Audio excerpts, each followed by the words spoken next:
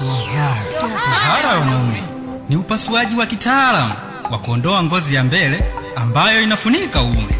Upasuaji huo utakuwa salama iwapo tu utafanywa na wataalamu waliobobea ambao watafuatilia kwa umakini udhibiti wa maambukizi na matatizo mengine yanayoweza kujitokeza wakati kidonda kinaendelea kupona.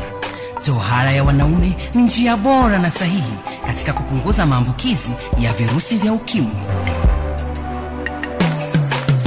Tohara ya wanaume, tohara ya wanaume, tohara ya wanaume,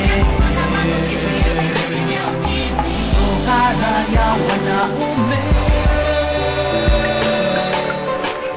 Uliomo ndani ya ngozi ya mbele ya uume unathari kuambukizwa VVU kwa sababu una seli wengi. Katika mazingira ya asili hizo, virusi vya ukimwi vinaweza kuishi kwa muda mrefu, hivyo kuongezeka kwa hatari ya maambukizi haya.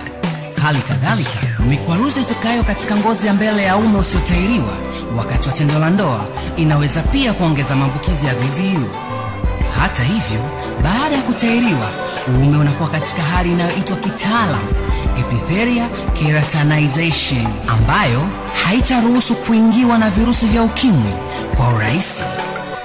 Zingatia kwamba tohara ya wanaume sio njia pekee ya kinga ya maambukizi ya VVU.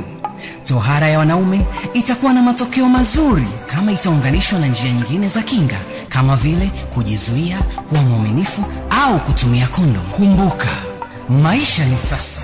Kuwa msafi, pata kinga, wahi tohara. Ujumbe huu umeletwa kwenu na The Passion Spirit Organization ikishirikiana na Tume ya Kudhibiti Ukimwi Tanzania, TAC AIDS, na kwa hisani ya watu wa Marekani.